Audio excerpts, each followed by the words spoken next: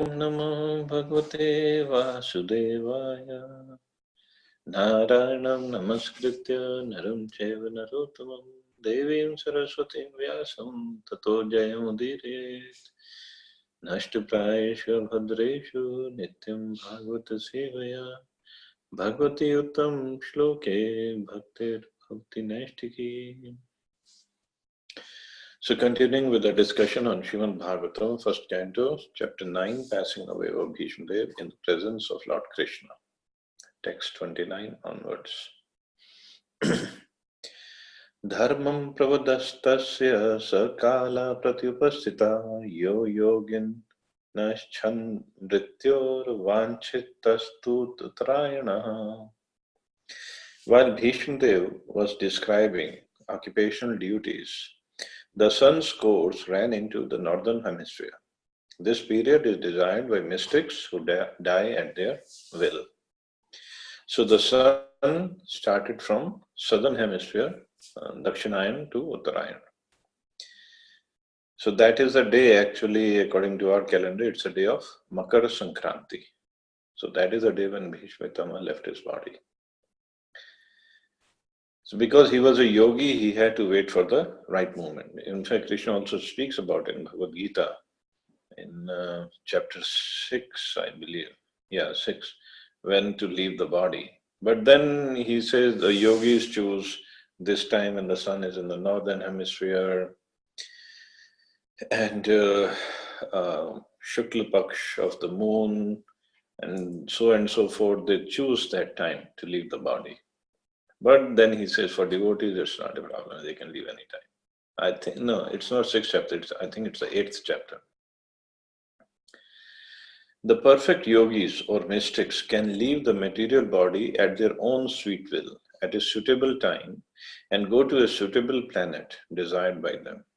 In Bhagavad Gita 8:24, it is said that self-realized souls who exactly identified themselves with the interest of the Supreme Lord can generally leave the material body during the time of fire god's effulgence, and when the sun is in the northern horizon and thus achieve the transcendental sky.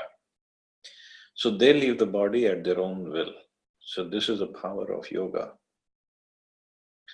In the Vedas, these times are considered auspicious for quitting the body, and they are taken advantage of by the expert mystics who have perfected the system.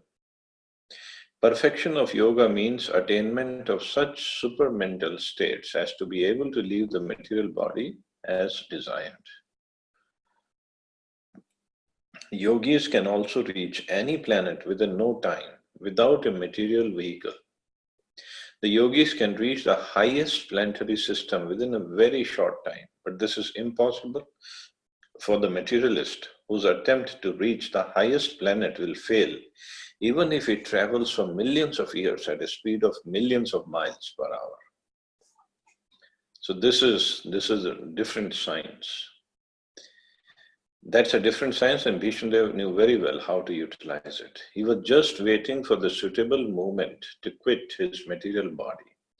And the golden opportunity arrived when he was instructing his noble grandsons, the Pandavas. He thus prepared himself to quit his body before the exalted Lord Shri Krishna, the pious Pandavas, and the great sages, headed by Bhagwan Vyas, etc., all great souls. So Krishna knew he is going to leave the body that time. So that's why Krishna arranged all this all the people to go to Bhishma Dev to glorify Bhishma Dev, and he arranged all the sages to come over there. So everybody could be there, and Bhishma Dev could leave his body in the presence of all the great sages and in presence of Krishna. Such an auspicious way to leave the body. Text 30. Tad upsamhritya graha sahasrin vimukta sangha manam adi purushe Krishne lasat pita pate chaturbhuje purasthite amilit drig vidharyata. Thereupon that man who spoke on different subjects with thousands of meanings and who fought on thousands of battlefields and protected thousands of men stopped speaking and being completely freed from all bondage, withdrew his mind from everything else and fixed his wide open eyes upon the original personality of Godhead, Shri Krishna, who stood before him, four-handed, dressed in yellow garments that glittered and shined. So this is power of bhakti, yoga and bhakti, that Krishna himself was present there. And here Krishna is called Chaturbhuja, four-handed, because this is what Bhishma's internal desire was, to see Krishna in the four-handed form, because he worshipped Krishna in the Vaikuntha mode.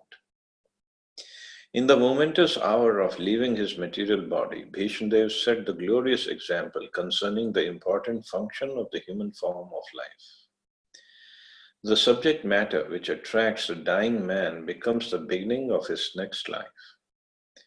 This is what Krishna says in Bhagavad Gita, Yam yam vapi smaran bhavam tyajati ante kalevaram. Whatever we are thinking of, or wherever our consciousness is, at the time of death, that form will attain without fail. Therefore, if one is absorbed in thoughts of the Supreme Lord Shri Krishna, he is sure to go back to Godhead without any doubt. This is confirmed in Bhagavad Gita. So Prabhupada gives a synopsis of all these 6 verses. And whoever at the time of death quits his body, remembering me alone, at once attains my nature. Of this there is no doubt. Whatever state of being one remembers when he quits his body, that state he'll attain without fail. 8.7. Therefore, Arjun, you should always think of me in the form of Krishna, and at the same time carry out your prescribed duty of fighting. With your activities dedicated to me and your mind and intelligence fixed on me, you will attain me without doubt. He who meditates on the Supreme Personality of Godhead, his mind constantly engaged in remembering me, undeviated from the path, he, O Parth Arjun, is sure to reach me. One should meditate upon the Supreme Person as the one who knows everything, as he who is the oldest, who's the controller, who's the smaller than the smallest, and who's the maintainer of everything. One who at the time of death fixes his life hair between the eyebrows and in full devotion engages himself in remembering the Supreme Lord will certainly attain to the Supreme Personality of Godhead.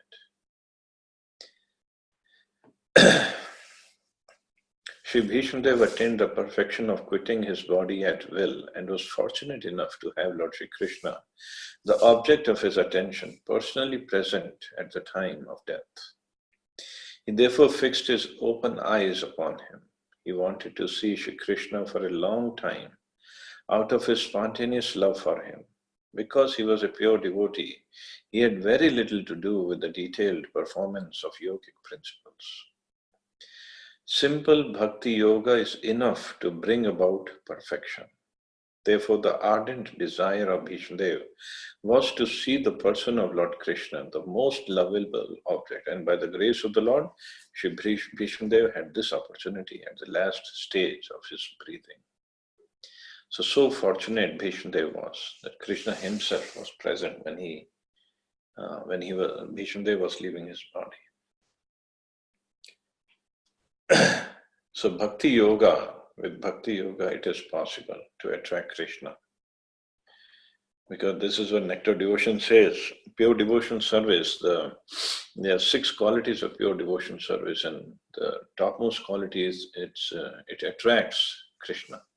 It's a Shri Krishna Akarshini. It attracts even Krishna. So we continue to perform our bhakti, continue to perform our Vedi sadhana bhakti, and slowly, one day we will come to that stage. Text 31. Vishuddhaya dharanaya hata shambhas tad ikshavakshu gata yudhashrama nivrit sarvendriya vritti vibrammas tushtav janyam visrijjanardhanam. By pure meditation, looking at Lord Shri Krishna, he at once was freed from all material inauspiciousness and was relieved of all bodily pains caused by arrow wounds. Thus, all the external activities of his senses at once stopped, and he prayed transcendently to the controller of all living beings while quitting his material body. So, this is the result of seeing Krishna face to face. All material auspiciousness was gone, all bodily pains were removed, all external activities of his senses at once stopped.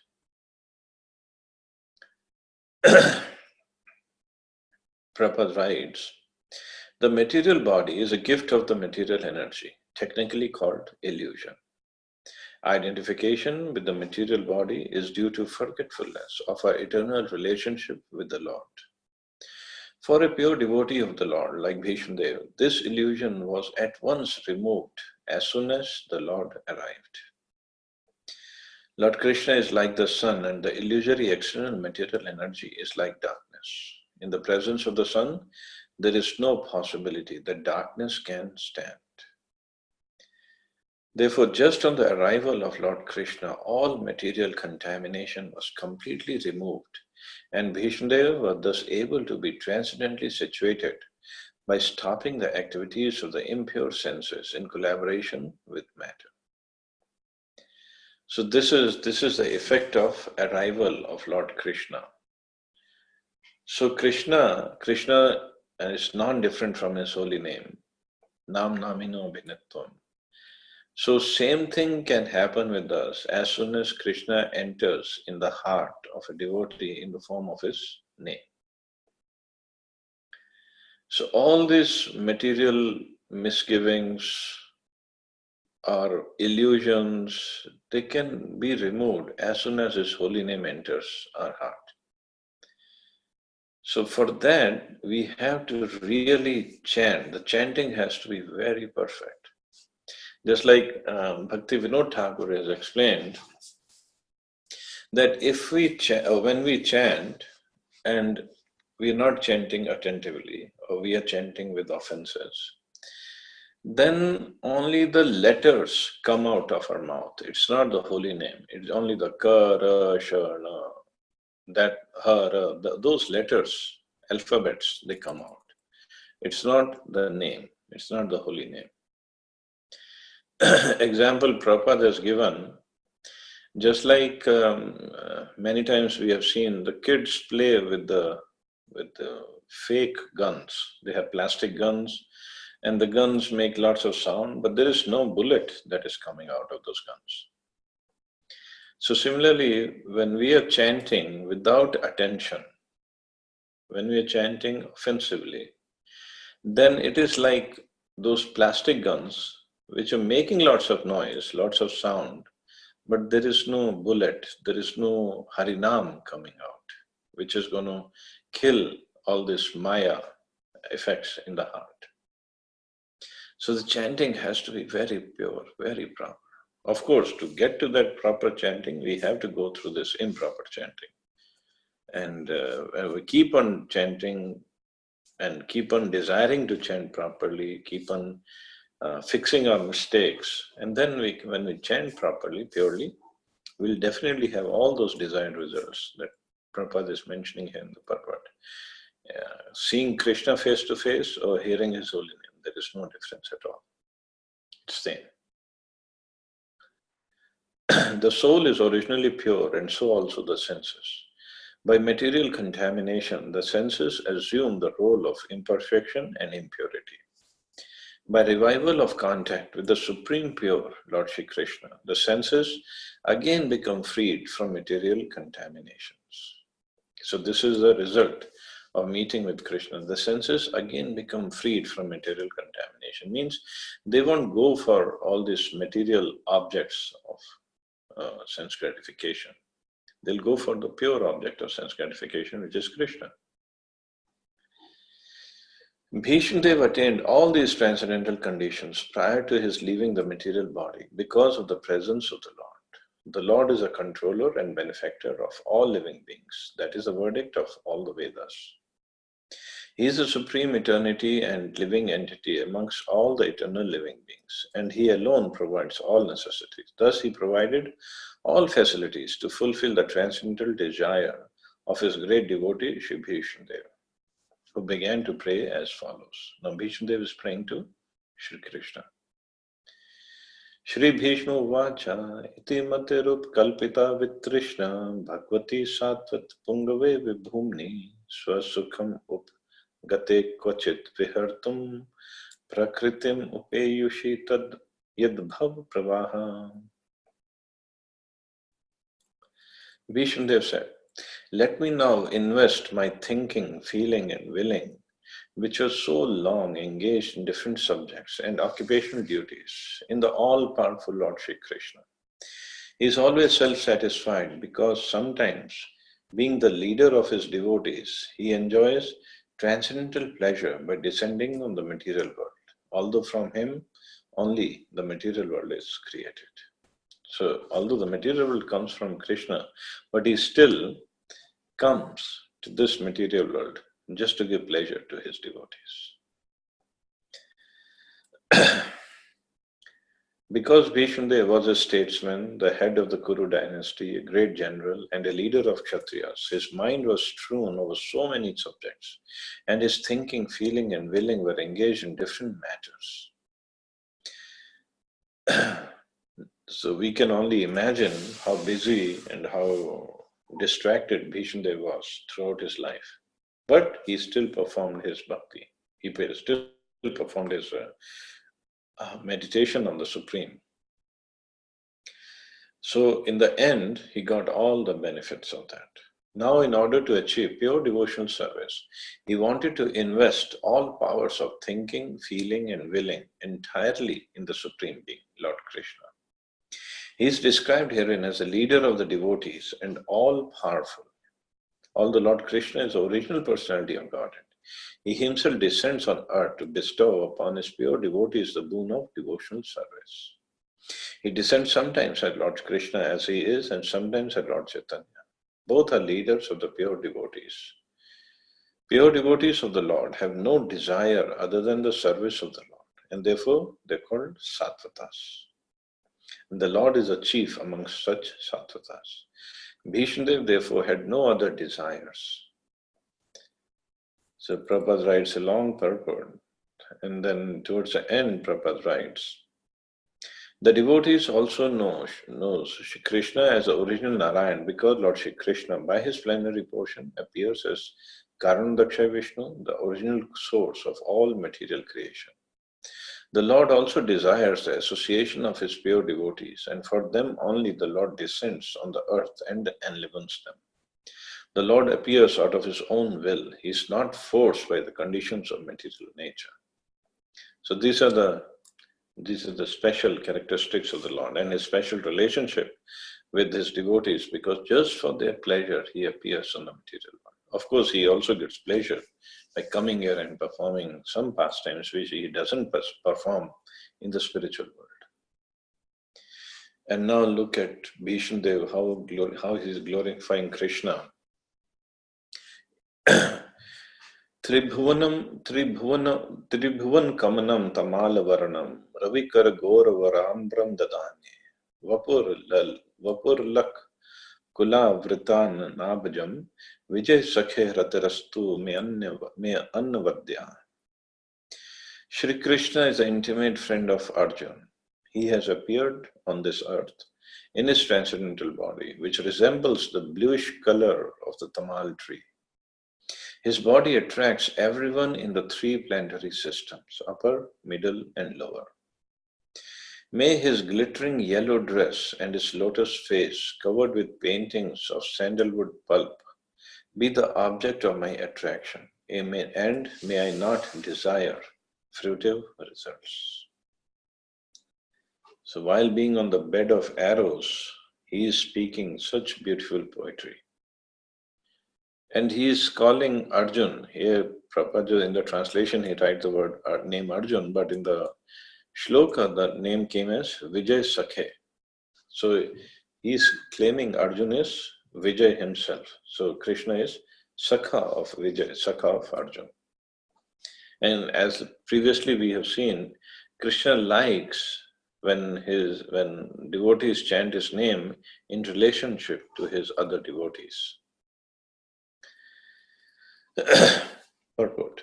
When Sri Krishna, by his own internal pleasure, appears on earth, he does so by the agency of his internal potency. The attractive features of his transcendental body are desired in all the three worlds, namely the upper, middle, and lower planetary systems. Nowhere in the universe are there such beautiful bodily features as those of Lord Shri Krishna. So nowhere in the universe are there such beautiful bodily features as those of Lord Krishna. So he is a beauty personified. Therefore, his transcendental body has nothing to do with anything materially created. Arjuna is described here as a conqueror, and Krishna is described as his intimate friend. Bhishmadev, on his bed of arrows after the battle of Kurukshetra, is remembering the particular dress of Lord Krishna, which he put on as a driver of Arjuna's chariot. So Krishna was wearing, he always wears this pitambar, he wears this yellow color dress all the time. So sometimes devotees ask, so Krishna is pitambar, he wears yellow dress. Doesn't he get bored of wearing only one color dress all the time? Well, the dress of Krishna is also conscious. It's not unconscious like the clothes that we wear. And that dress, which is conscious, it gives Krishna new pleasure all the time. Every day he puts on new dress, but it's always yellow color. But every day it brings him new pleasure. So he never thinks it's an old dress. If we wear the same t-shirt continuously for 2 days, we get bored of it. But Krishna wears the same thing, same color, yellow dress, every day. But he never gets bored because it gives him new pleasure every day.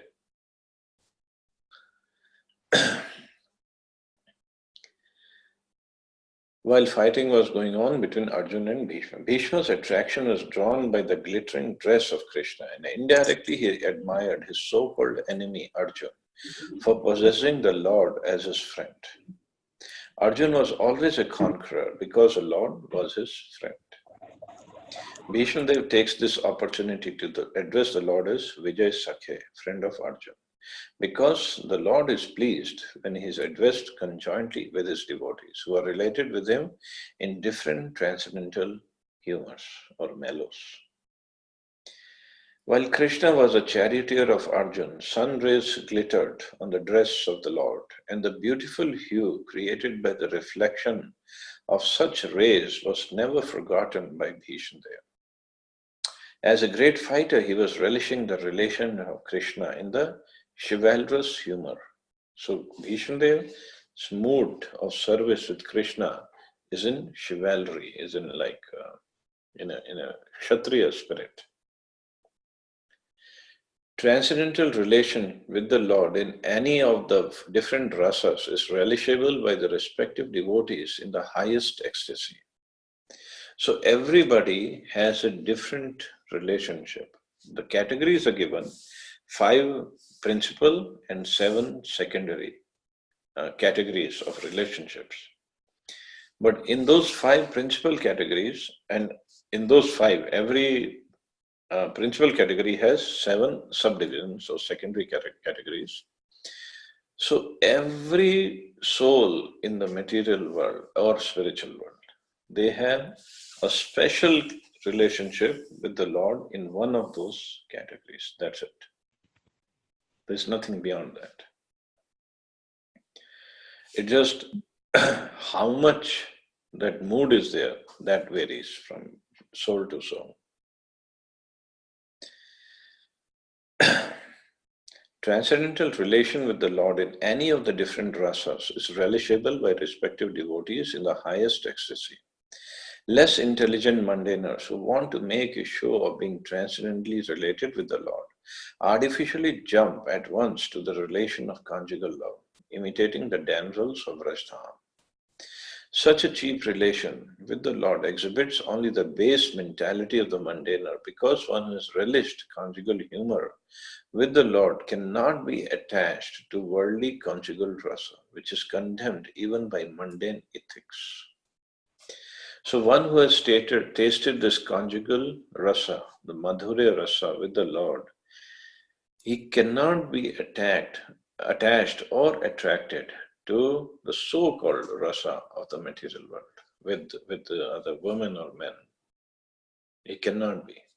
So it means, Prabhupada, what he's trying to say, those people who claim they have this gopi bhav or they want to enjoy this gopi rasa with Krishna, they haven't tasted anything. In fact, when we study Nectar of Devotion, the Shantras, which is the lowest of all the rasas, that begins when we have no material desires whatsoever. None. And that is the beginning of Shant rasa, what to speak of the higher rasas. A genuine relation of the living being with the Supreme Lord can take any form out of the five principal rasas. And it does not make any difference in transcendental degree to the genuine devotee. Bhishmadev is a concrete example of this, and it should be carefully observed how the great general is transcendently related with the Lord. So I'll stop here, see anybody has any questions or comments.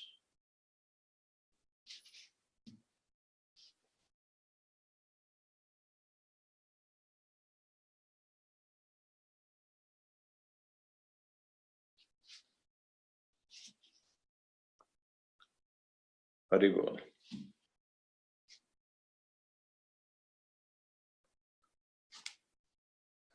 So either everybody's in Samadhi or they're still contemplating what we just discussed.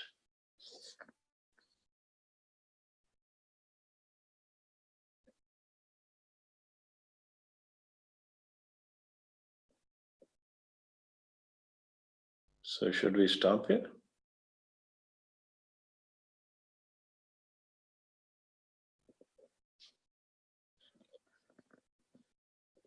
Hare Krishna. So I guess we'll stop. Yeah. Everybody have a wonderful day. Hare Krishna. Jai Srila Prabhupada. Hare Krishna Guruji.